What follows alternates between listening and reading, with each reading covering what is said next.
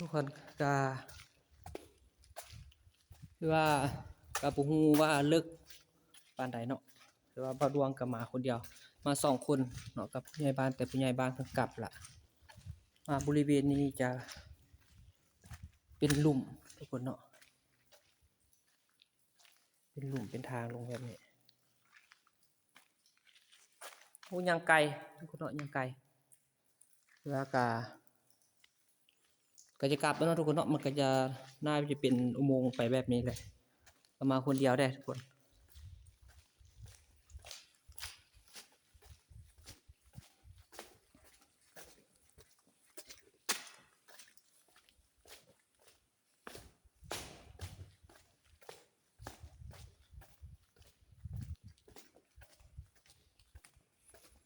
คือว่าส่วนหลายคนที่เขาเจ้ามาเที่ยวทำจังเนาะมาเที่ยวทำจังนี่ก็เดี๋ยวนี้ก็เขาเจ้ามาเล่นน้ำบริเวณตีนเขาหรือว่าปากทางขึ้นถ้ำนี่ก็จะมีบ่อนลินบ่อนเที่ยวอยู่บริเวณนั้นเนาะส่วนที่คนจะเข้ามาถ้ำนี่ก็น้อยเนาะเขาเจ้าก็น่าจะเคยมาเที่ยวหรือว่าจังใดเนาะมันก็แบบเป็นหินหินย้อยหินแบบนี้แหละทุกคนเนาะก็คือว่าผู้ที่เคยมาเบิ่งมาชมแล้วเขาเจ้าก็บ่มาเนาะเขาเจ้าก็มาเล่นน้ำอยู่ลุ่มหั้นถือว่าอากาศบรรยากาศดีก็มาถ้ำนี้ก็บ่อับทุกคนเนาะหายใจโล่งหายใจง่ายอยู่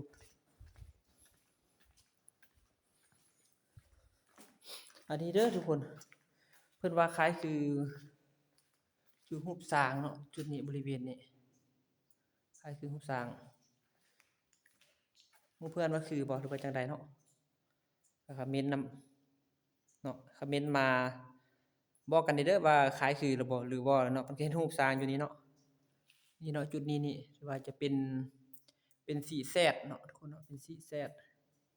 เป็นสีแซดสีแดงจะว่าสีอะไรสีแซดสีแดงบ่รู้สีอะไรสีเหลืองแดงจุดนี้เนาะคล้ายคือสร้างเพิ่นว่า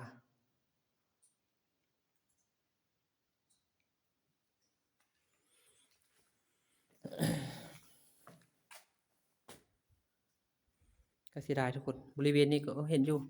แต่ว่าก็จะเป็นแบบหินย้อยเป็นแบบเสาค้ำ2-3จุดบริเวณนี้เนาะ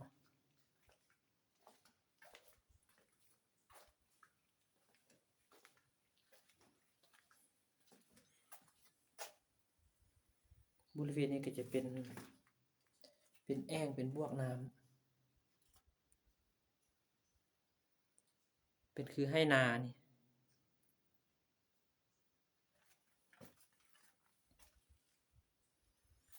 ก็จะซุ่มเย็นไปด้วยอายน้ำบริเวณนี้นะแต่โซนเมื่อกี้นี่โซนที่ทางออกไประเบียงเนาะก็จะเป็นคล้ายคือฝนตกหยดตลอดเลยน้ำหยดมีน้ำหยดตลอดเลย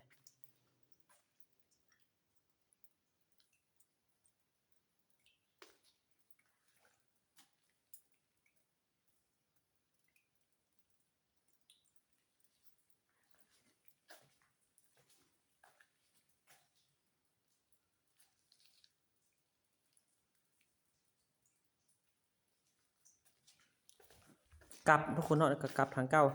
อันนี้ก็จะเป็นที่ว่าเป็นหลุมหรือว่าเป็นหูลงไปเนาะก็บ่ฮู้ว่าลึกปานใดเนาะที่เว้าดวงส่องตาเห็นด้วยตาเปล่านี่ก็ประมาณว่า12เมตรมีเนาะ12เมตรเขาเจ้าก็มีความเชื่อว่าเอาเงินป้อนไปเนาะถ้าว่าผู้ใดที่ว่าป้อนเงินลงไปก็จะฮอดพื้นพุ่นก็จะโชคดีว่าซั่นตามความเชื่อเนาะ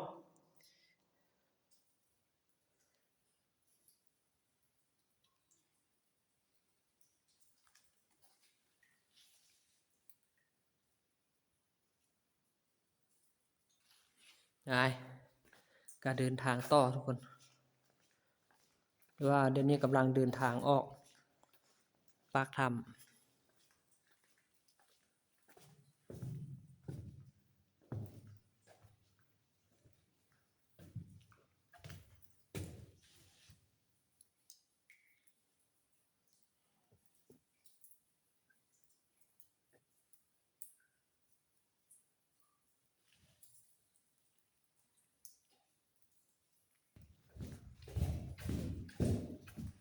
ว่าบันไดขึ้นมาถ้ำนี่ก็อยู่ประมาณว่า147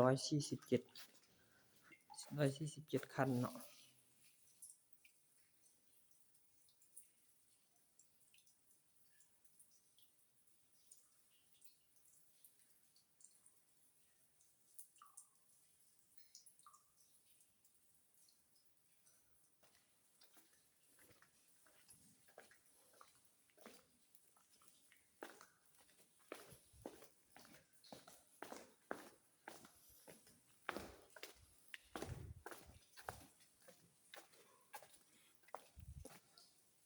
บริเวณนี้จะเป็นโถงใหญ่ครับ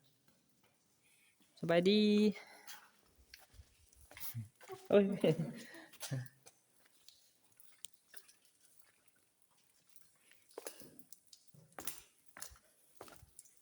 ว่าอันนี้น่าจะเป็นจุดสำคัญบ่หรือว่าจังใดเนาะเขาเจ้าเฮ็ดเป็นเป็นสะพานเป็นขั้วมาบริเวณนี้